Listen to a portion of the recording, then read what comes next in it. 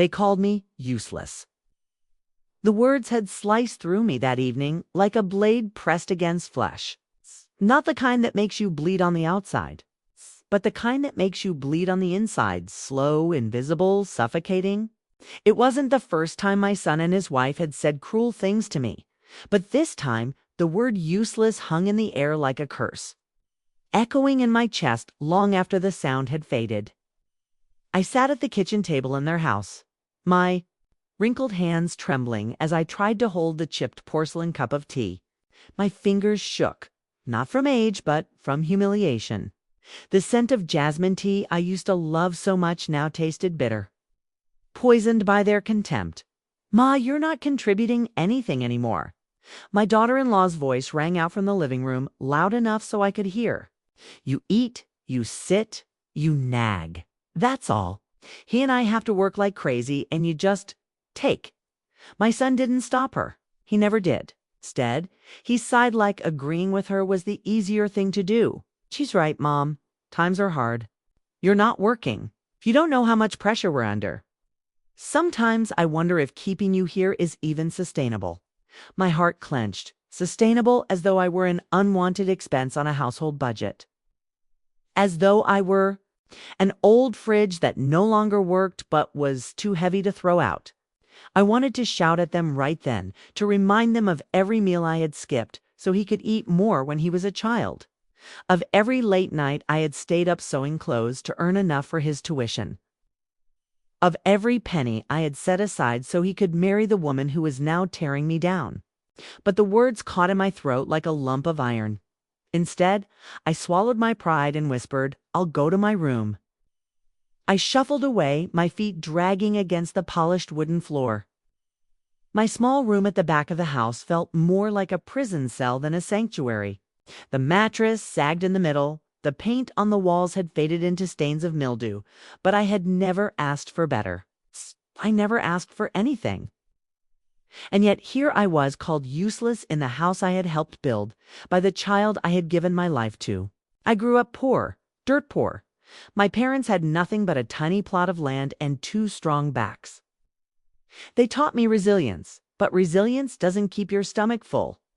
When I married, I thought life would ease. But my husband, God rest his soul, was a kind man with a weak heart and weaker luck. He worked hard as a mechanic, but illness gnawed at him until it finally consumed him. He left me with a son who was still in high school and debts that seemed taller than our roof. I did what I had to do. I worked as a seamstress, mending other people's clothes until my fingers cracked and bled. I cleaned houses, I cooked for neighbors. I learned to survive on less sleep than a human being should. Every coin that jingled into my palm, I counted and recounted, tucking it away with my son's name written on it in my heart. Through all those years, I never resented it. When he was little, I would watch him sleep, his chest rising and falling softly.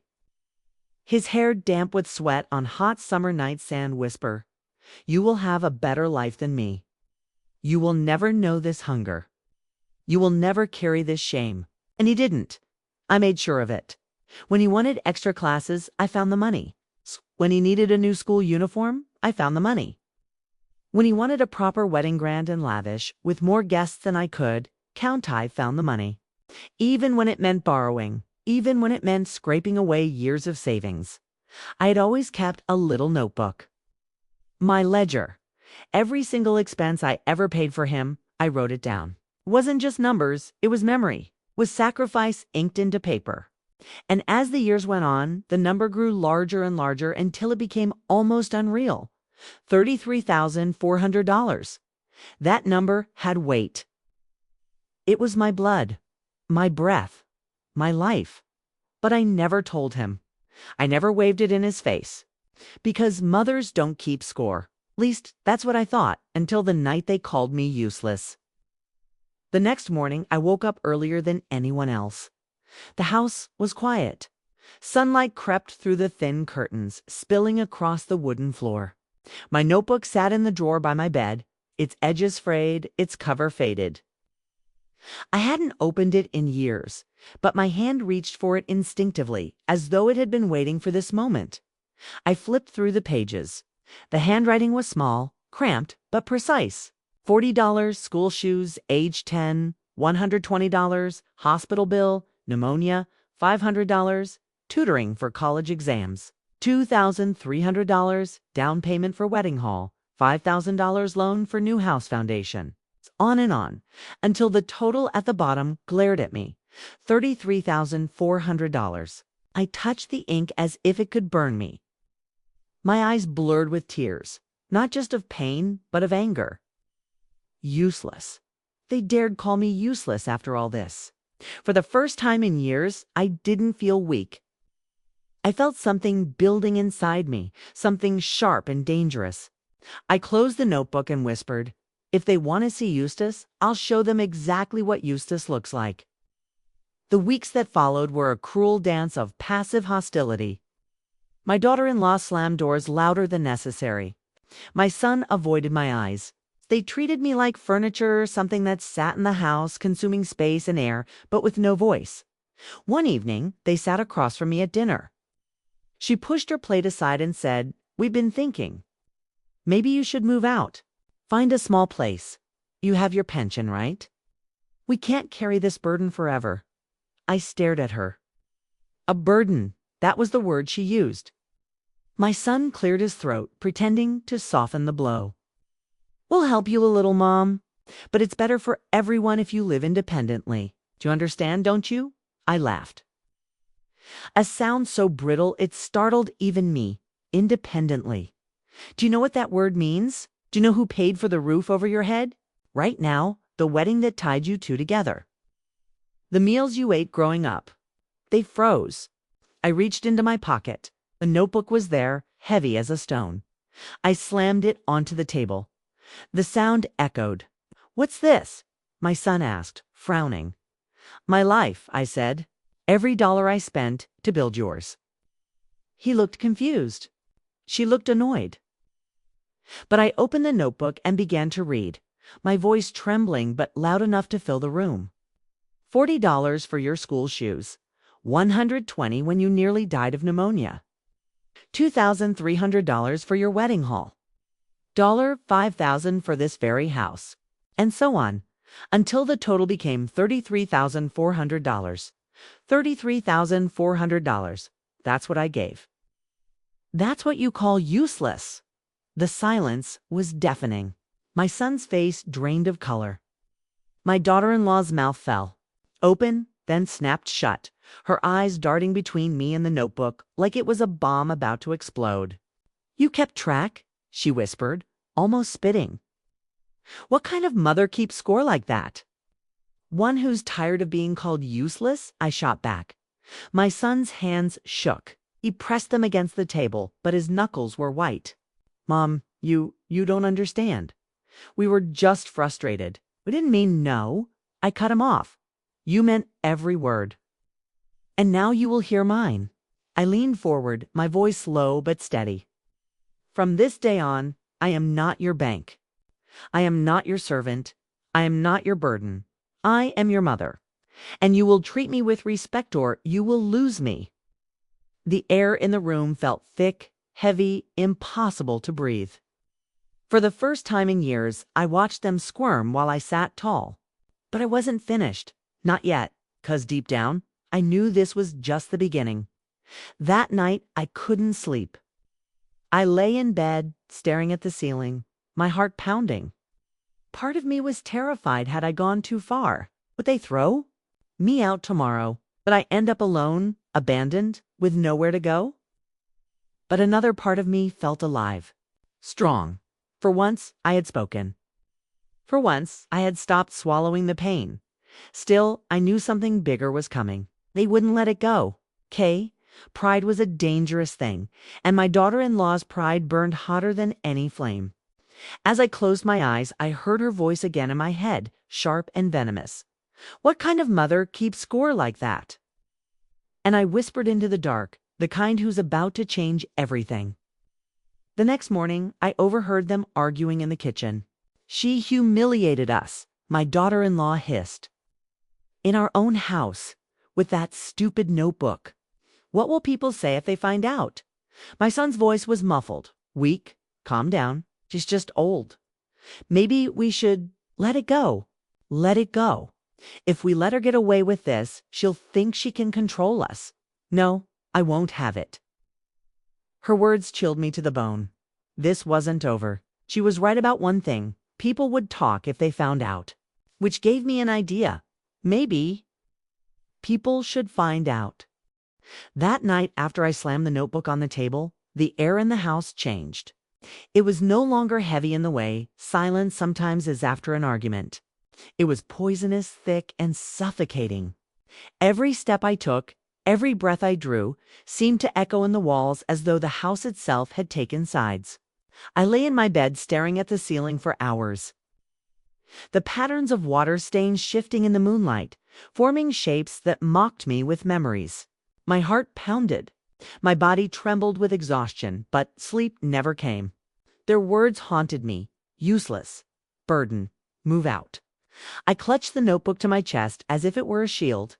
For so many years I had hidden it away, believing that mothers don't keep score. But now, after what they said, this book was no longer just mine. It was the voice I had never been allowed to raise. When dawn finally crept through the curtains, I knew something had shifted inside me. I was no longer afraid of confrontation. I had survived poverty, widowhood, endless nights of labor with a needle and thread. If I could survive that, I could survive their contempt. In the days that followed, I noticed how carefully they avoided me. My son left earlier for work, his shoes clicking against the floor like a guilty metronome.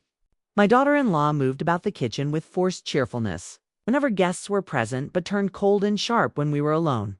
She no longer insulted me outright. Instead, she sighed loudly when I sat down. She rolled her eyes when I asked a simple question. She banged pots and pans like her anger could be scrubbed out of metal. But I wasn't the same silent mother anymore. I began writing down each slight, every gesture, every look, every word. October 12th, she told him I should learn to earn my keep. October 15th, he looked away when I asked if he remembered who paid for this house. It was all there, piling up like bricks in a wall. I wasn't keeping a diary. I was building evidence. The first crack in their composure came a week later. I was preparing vegetables in the kitchen when I overheard their voices from the living room. "She humiliated us," my daughter-in-law hissed. "Keep your voice down," my son muttered. "I won't. Everyone's whispering about us now." She waved that ridiculous notebook around like it was some kind of legal document. "Do you know how embarrassing this is? People look at me differently. They think I'm some heartless daughter-in-law who stole from an old woman." There was a pause. Then my son said, weary, "Maybe we should let it go." Her voice grew sharper. "Let it go. If we let her win now, she'll think she controls us. No, she has to learn." The words chilled me to the bone. Learn. She wanted to teach me a lesson as though I were a child to be disciplined. I gripped the knife tighter, my knuckles whitening, and whispered to myself, "No, it's they who will learn." The following Sunday, the tension exploded.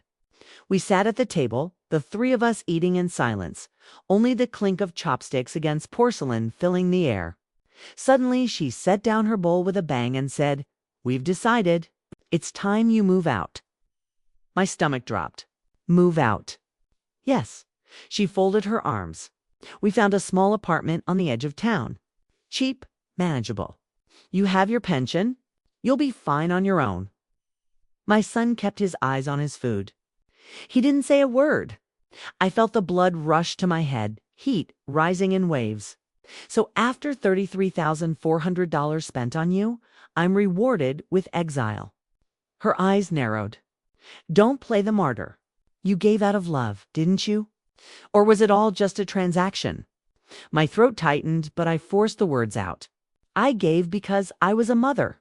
But a mother is still a person. A mother still deserves respect." She laughed bitterly. "Respect is earned." Something inside me snapped. I stood so quickly that the chair toppled backward. "Then listen carefully.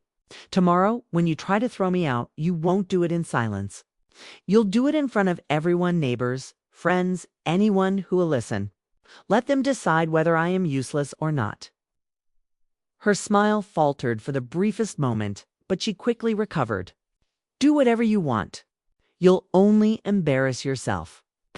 I bent down, picked up my chair, and whispered, "We'll see who ends up embarrassed." That night, I pulled out every receipt I had saved. The hospital bills from when he was a boy coughing blood into a pillow. The invoice for the wedding banquet where they smiled like royalty. The loan papers with my name scrawled in shaky ink. I spread them across my bed, the papers rustling like restless ghosts. Then I wrote my story, 20 pages of sacrifices, numbers, and memories. My hands cramped, tears blurred the ink. But I kept going until the first light of dawn painted the walls. When I looked at the stack, I whispered, "This is my voice. And they will hear it." The next afternoon, I walked to the community hall where families gathered once a month. My hands trembled as I pushed open the heavy doors. Dozens of familiar faces turned toward me. Some smiled politely, some whispered. I clutched the folder of papers so tightly my fingers ached. My knees felt weak, but my voice rose louder than I thought possible. "My name is Lan," I began. "You all know me. You've seen me carry laundry, mend clothes, cook for gatherings. You've borrowed salt and sugar from me. But today, I'm here to tell you something I never wanted to say, something I have swallowed for too long." The room quieted. My son and his wife call me useless. They tell me I am a burden. But here is the truth. I raised the notebook, my voice breaking, but steady. This book records $33,400 I spent for them. For his education, for his health, for their wedding, for this house. $33,400 of sacrifice. And today, I am told I am worth nothing. Gasps echoed. A murmur ran through the crowd. I laid out the receipts on the table at the front. Here are the hospital bills. Here are the loan documents. Here is proof that I gave my life piece by piece. Tell me, neighbors, am I useless? The silence that followed was deafening. Then, slowly, heads began to shake. A woman in the back whispered, "Shameful." Another muttered, "Children today have no gratitude." And then the applause began, not loud, not wild, but steady. A ripple of hands clapping, voices rising in support. I turned and saw them, my son and his wife, standing at the back, pale and rigid, their eyes wide with shock. I looked directly at them and said, "If you dare call me useless again, do it here in front of them all. Let them decide what I'm worth." They said nothing. My son's mouth opened, but no sound came. My daughter tugged his sleeve, pulling him toward the door as the whispers grew louder.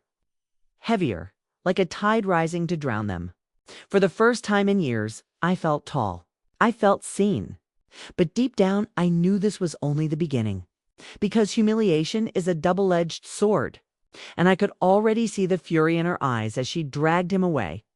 She would strike back. And I had to be ready. That night, the house was silent. Too silent. I lay in bed, staring into the dark, my notebook resting on my chest. Through the thin walls, I heard their voices low, furious. "She made us a laughingstock," she whispered harshly. "We'll fix it," he muttered. "No, we'll end it. If she wants war, she'll have it." My heart clenched, but instead of fear, something else stirred inside me. A strange, steady calm. War, then. And if it was war they wanted, I was no longer afraid to fight. The night after I heard her whisper war, I lay in bed with my eyes wide open. The word echoed through my chest like a drumbeat, keeping me awake until dawn. I had fought wars before, though never in a courtroom or with lawyers. My wars were with hunger, with unpaid bills, with the hollow ache of watching my husband waste away while I kept the household together. But this war was different. This one was against my own blood. The next morning, the house was thick with unspoken hostility. My daughter-in-law clattered dishes in the kitchen, every clang like a dagger thrown my way. My son kept his eyes glued to the floor as though if he didn't look at me, I would disappear. I didn't disappear. I made myself impossible to ignore. I began documenting everything. every insult, every slammed door, every time they refused to acknowledge me. On October 18th, I wrote, "She told me to eat less rice if I wanted to save money." On October 19th, he walked past me without answering when I asked about his day. Each line was another stone in the fortress I was building. My notebook, once a simple record of sacrifices, was becoming something else. My defense, my weapon. It didn't take long before they made their first move. 2 weeks later, a man in a neat gray suit came to the door holding an envelope. "Mrs. Lan?" he asked politely. "Yes," he handed me the papers. "Your son and his wife have requested a transfer of property ownership. These documents simply correct the record so the house will belong solely to them. They said you agreed informally years ago, but this will finalize it." I stared at the words as though they were poison. "Transfer of property ownership. My name is on the loan documents," I said, my voice shaking. "Yes," he replied smoothly. "That's why this is necessary. A mere formality. A formality. To erase me. To wipe me off the face of the home I had paid for." My throat burned as I pushed the papers back into his hands. "Tell them I won't sign." The man's eyes flickered with discomfort. In that case, they may pursue legal action. I slammed the door. My knees buckled, but my rage held me upright. That night, I confronted them. "How dare you send a stranger to steal my home?" I shouted, waving the documents. My son's face flushed red. "Mom, it's not like that. It's exactly like that. Do you think I don't see what you're doing? Do you think I don't understand?" He clenched his fists, his voice cracking. "You embarrassed? Us in front of the entire neighborhood. You know what that felt like?" Everyone whispers now. Everyone judges. She's furious. I'm furious. My eyes burned with tears, furious because the truth was spoken. Furious because people finally see you for what you are. He slammed his fist against the table. "I'm ashamed, okay? Ashamed of how you've turned this family into gossip for everyone." I stepped closer, my voice trembling but steady. "Ashamed. You should have been ashamed when you called me useless. You should have been ashamed when you decided to erase me from my own home." My daughter-in-law stepped in then, her smile cold and sharp. "You're an old woman with a notebook full of scribbles. Who will believe you in court? Everyone knows children support their parents, not the other way around. You'll look pathetic, bitter, desperate." Her words pierced me, but I forced myself to answer, "Maybe I am old. Maybe I am desperate. But I am not a liar. And if you drag me into court, I'll bring every receipt, every witness, every truth you've tried to bury." Her eyes narrowed. "Then we'll see who survives." I knew then that I couldn't rely on emotion alone. I needed allies, proof, witnesses. So I began gathering them. I went back to the bank where the loan officer still remembered me. He nodded when I asked if he could confirm my payments. "I remember you well. You worked so hard to secure that money. I'll testify if needed." I visited the seamstress workshop where I had stitched clothes until my fingers cracked. They gave me records of my employment, yellowed but intact. "You were one of our most diligent workers," the manager said. "We'll vouch for you." I knocked on neighbors' doors, one by one. The woman next door recalled the day I handed over envelopes of cash for the wedding banquet. The old photographer still had receipts from the grand wedding ceremony, my handwriting marking the payments.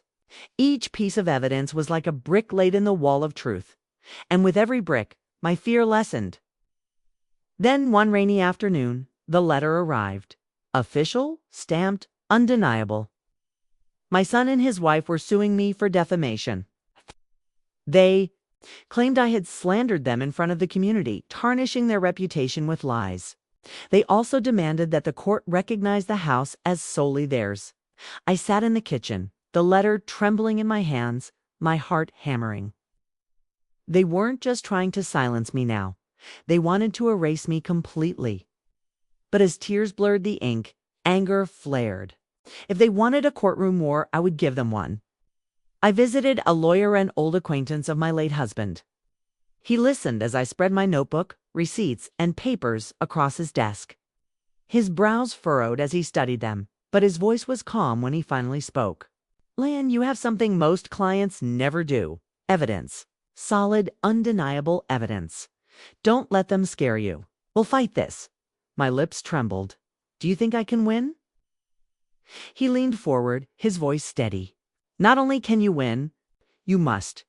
This case isn't just about you. It's about every elder who gives their life and is discarded like trash. If you stand, others will see they can stand too. His words wrapped around me like armor. For the first time, I felt more than a mother with a notebook. I felt like a soldier in a battle that was bigger than myself. The first hearing was brutal. Their lawyer stood tall, his voice smooth and cutting. He painted me as a bitter old woman clinging to the past. He called my notebook the Diary of Loneliness. He argued that my contributions were voluntary gifts, not obligations. Every word sliced into me. I sat frozen, hands clenched, but I refused to look away. Then it was my turn. I rose slowly, clutching my papers, my knees trembling, but my voice clear. I am not bitter. I am not lonely. I am a mother who spent $33,400 to give her son a life. I have proof. I have witnesses. And I have every right to be heard. I laid out the receipts, one by one, until the judge's desk was covered. The room grew silent. This notebook is not just scribbles, I continued, my voice breaking. It is my blood, my tears, my hunger, my sleepless nights. Every number is a night I sewed clothes until my fingers bled. Every dollar is a meal I skipped so my son could eat. And if you call that useless, then tell me what is useful. The courtroom fell into a hush so complete I could hear my own heartbeat. When the session ended, I walked out exhausted but unbroken. My son avoided my eyes. My daughter-in-law glared at me with venom. I knew this battle was far from over. But I also knew something else. For the first time in decades, I was no longer silent. And I would not back down. That night, I whispered into the darkness, they wanted war. Then, war they will have. But even as I said it, I couldn't shake the chill in my bones, because I had seen the look in her eyes, okay? And I knew she hadn't even begun to strike back. The days after the first court hearing felt like walking on a tightrope strung above a canyon. Every breath, every word in the house was laced with tension. My daughter-in-law no longer bothered with pretense. She passed me in the hallway as if I were a stranger, her lips pursed in disdain. My son's silence had become unbearably an endless void. Where once there had been laughter and simple conversations, but in the community, the tide was shifting. Neighbors who once gave polite nods now stopped to ask if I was all right. Women at the market pressed coins into my hand for free vegetables, murmuring, "Stay strong, Auntie Lon. We're with you." Old friends came to my side, offering stories they remembered of my sacrifices, reminders that I wasn't invisible, that my pain wasn't imaginary. The whispers that once humiliated me now worked in my favor. People were talking, yes, but now they were saying words like ungrateful, shameful, and heartless, and none of those words were aimed at me. Still, I knew the courtroom battle was only beginning. And as much as their lawyer tried to discredit me, the one thing he couldn't erase were the witnesses. The second hearing came quickly. I stood in court again, clutching my notebook like a rosary. My lawyer called the first witness, the loan officer from the bank. A middle-aged man in a pressed suit stepped forward and confirmed, yes, Mrs. Land secured the loan. Without her signature and her guarantee, the house would not exist. The opposing lawyer tried to twist his words, but the officer's testimony was steady, calm. Undeniable. Next came the seamstress workshop manager. She explained how I had worked long hours, paid in small sums that I carefully saved. She was one of the hardest workers we ever had, the woman said firmly. Everyone knew she was saving for her son. Each testimony chipped away at the picture they tried to paint of me as a bitter liar, and I could see it in the judge's eyes doubt. Creeping into the story my son and his wife were trying to sell. But then came the moment that nearly broke me, My son was called to the stand. He walked up slowly, his shoulders hunched, his eyes avoiding mine. I wanted so desperately to believe he would tell the truth, that he would remember all I had done, that he would at least acknowledge me. Instead, he said in a low voice, "My mother exaggerates. She gave money, yes, but it was her choice. She wanted to. We never forced her. And she's not well. Sometimes she misremembers things." The words stabbed into me like knives. My son, my only child, standing before strangers, questioning my sanity to protect his pride. I bit down so hard on my tongue I tasted blood. My hands trembled as I gripped the edge of the bench, but I didn't cry. Not in front of them. Not in that courtroom. When he stepped down, he glanced at me briefly. For a split second, I saw something hesitation. Guilt, but it vanished as quickly as it appeared, replaced by the same blank mask of shame he had worn for months.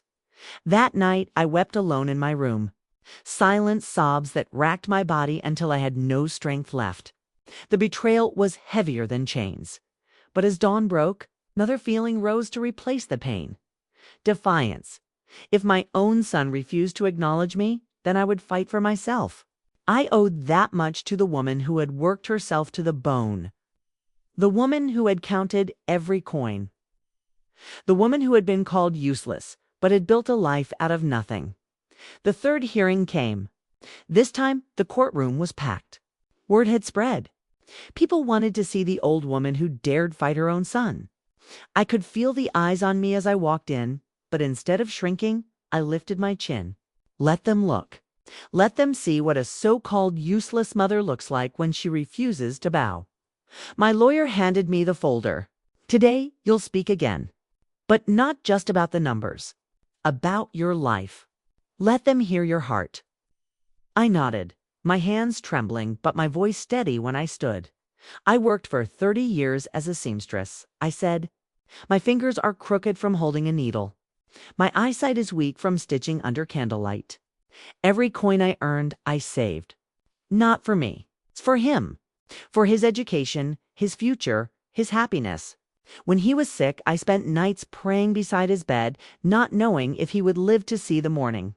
When he married, I emptied everything I had so he could walk proudly into a hall filled with guests. $33,400. That is not exaggeration. That is my life." I turned, looking directly at my son. My eyes burned, but my voice did not waver. "And now I am called useless. A burden. They tried to erase me from the house I helped build. Tell me, Your Honor, is sacrifice useless? Is a mother's blood and sweat worthless? If so, then I will gladly carry the name useless, because at least I know the truth of what I gave." The room was silent when I finished. Even the judge sat in thoughtful silence, gavel resting against the wood. I saw my son staring at his lap, his face pale, his hands clenched into fists. My daughter-in-law, however, glared at me with such venom I thought she might leap across the room. When the session ended, people in the gallery whispered as I walked past. Some nodded respectfully, some even touched my arm, murmuring, "You're brave. Don't give up." Outside, my lawyer leaned close and whispered, "We're turning the tide. Don't let them scare you now." But as I turned toward the courthouse steps, I caught sight of her, my daughter-in-law, standing at the edge of the crowd. Her lips curved into a cold smile. She mouthed the words, "This isn't over." A chill ran down my spine. Back home, the atmosphere grew darker. She no longer hid her contempt. She slammed doors, cursed under her breath. Left me scraps of food as though I were a dog begging at her table. My son said nothing, his silence a shield he thought would protect him, though in truth it only condemned him further. But I endured. I recorded. I prepared one evening while washing dishes. I overheard her speaking on the phone. "We'll discredit her completely. I'll get a doctor's note saying she's not mentally stable. Senility, dementia, something like that. If the court thinks she's unstable, her testimony will mean nothing." My blood turned to ice. They were planning to destroy not just my case, but my very sanity in the eyes of the law. I leaned against the sink, my hands trembling, water dripping from the plates like tears. But then, as the panic settled, a strange calm filled me. If they wanted to brand me insane, then I would show them clarity sharper than any blade. The next day, I visited the community doctor, the one who had treated me for years. I explained everything, my voice shaking but firm. He looked at me with pity but also respect. "Lan," he said gently, "I've known you for decades. You're sharp. Your memory is clearer than people half your age. If they try to claim otherwise, I will testify for you." Relief washed through me, but also determination. Every move they made, I would counter. Every lie, I would crush with truth. This wasn't just survival anymore. This was war. By the time the next court date loomed, I was ready. My evidence was stacked. My witnesses were prepared. My heart, though bruised, beat with steady defiance. The night before, as I lay in bed clutching the notebook, I whispered to myself, "You are not useless. Tomorrow, they will see it. Tomorrow, they will hear it." But deep inside, a small voice whispered back, "And what if tomorrow breaks you?" I closed my eyes, holding on to the memory of every sacrifice, every sleepless night, every coin saved. Those memories were my armor, because no matter how far they went, no matter how much they tried to erase me, I had already won something they could never take back. I had found my voice, and I would not let it be silenced again. The next morning, I walked into the courthouse with my head held high. The gallery was fuller than ever. Journalists had even begun to appear, their pens scratching as they recorded every detail. My case had become more than a family feud. It had become a symbolist story that resonated with everyone who had ever been used, discarded, or silenced. And as I stood before the judge once again, clutching my notebook, I knew that the battle was far from over. The real confrontation was about to begin. The courthouse smelled of polished wood and damp paper. As I walked inside that morning, the sound of murmurs filled the hall. Journalists leaned against the walls, neighbors filled the benches, and strangers came simply to watch the spectacle of a mother suing her own son. I felt their eyes on me, but instead of shrinking, I stood taller. Every whisper, every curious glance only fueled my resolve. They thought I was frail. They thought I was powerless. Today they would see that I was neither. My lawyer leaned close and whispered, "Today is critical. They will throw everything at you. Hold steady." I nodded, clutching my notebook. The frayed leather cover warm in my hands like the heartbeat of an old friend. The session began. Their lawyer rose first, his voice smooth and cutting. "Your Honor, this case is not about sacrifice. It is about delusion. My clients have provided for this woman for years. And yet she chooses to slander them, to inflate numbers, to tarnish their names in public. We will provide evidence that Mrs. Lan is suffering from mental decline. Her claims cannot be trusted." The words twisted my stomach, but I kept my face calm. He called a doctor to the stand, one I had never met. The man spoke stiffly, reading from papers. "Based on her age, it is reasonable to assume cognitive decline. Memory loss is common. She may misremember amounts or invent details." The lawyer turned to the judge. "See? Her so-called evidence is nothing more than confused ramblings." My heart pounded, but my lawyer rose, his voice sharp. "With respect, Your Honor, speculation is not evidence. Let us hear from the physician who has treated Mrs. Lan for over 20 years. And then my doctor walked forward. A kind man with graying hair. He spoke with calm authority. "I have seen Mrs. Lan regularly. She is alert. Her memory is excellent. She is sharper than many patients decades younger. These accusations of decline are false." The courtroom shifted, a murmur running through the crowd. I caught the flash of anger in my daughter-in-law's eyes. Next was my turn to speak again. I stood slowly, my knees trembling, but my voice clear. I held up my notebook. "This book is not confusion. It is not delusion. It is my life. $33,400 written line by line, year by year. Not numbers plucked from memory, but real sacrifices. Here are the receipts. Here are the witnesses. Here is the truth.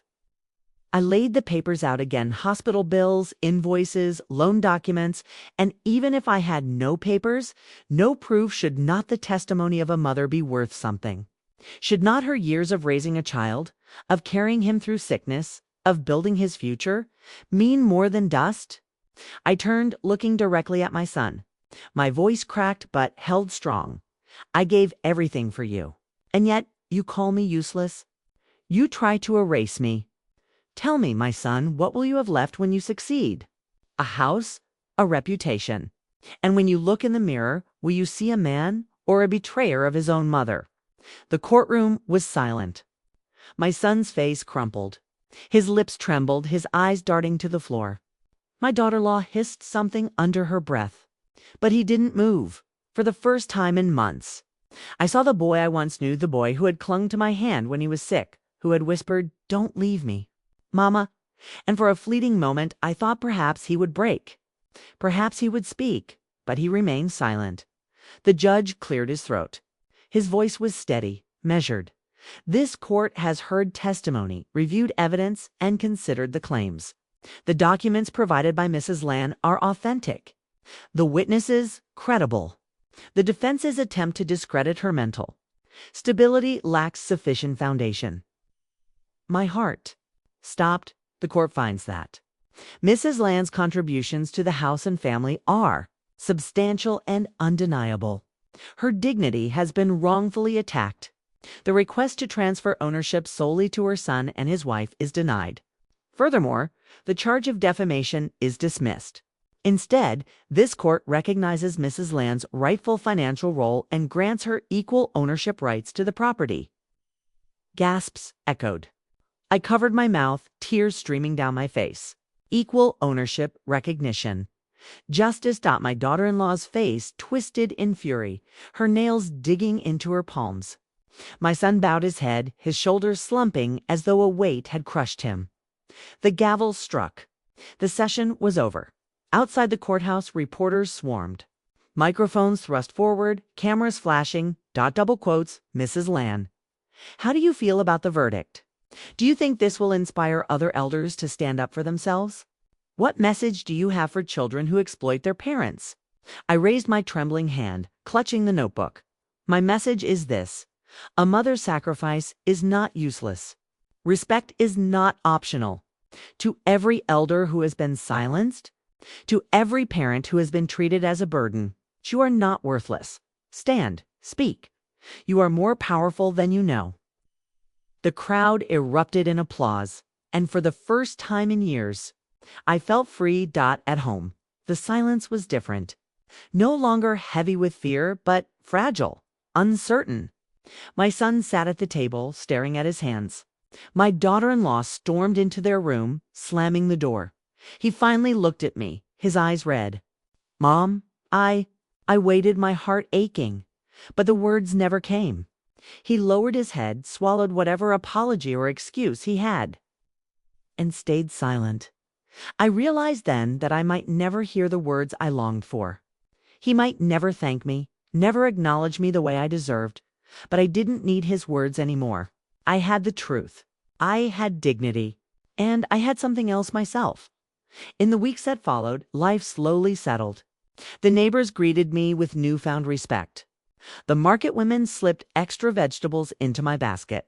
Strangers even knocked on my door, sharing their own stories of sacrifice and betrayal. My fight had become more than my on-it, had become a spark for others. I sat often at my small table, sipping tea, the notebook open before me. Not as a ledger now, but as a reminder. Each line, each number, proof that I had lived, that I had mattered one evening. As the sun dipped below the rooftops, I closed the notebook gently and whispered, "You were never useless. You were always enough." And for the first time in a very long time, I believed it. Reflection, looking back, I see the story differently now. Yes, it was about money, about $33,400. But beneath that, it was about something far greater: respect, boundaries. It's the truth that parents are not endless wells to be drained dry. nor burdens to be discarded when convenient. I learned that silence only feeds cruelty. But voice, no matter how trembling, can topple lies. I learned that evidence matters, but dignity matters more. And I learned that even when love falters, self-respect can carry you through. My son and his wife may never change. But I have. I will never again let myself be called useless without fighting back. I will never again erase my own worth to keep the peace, because I am not a burden. I am not worthless. I am not useless. I am Lan, a mother, a survivor, and I am enough.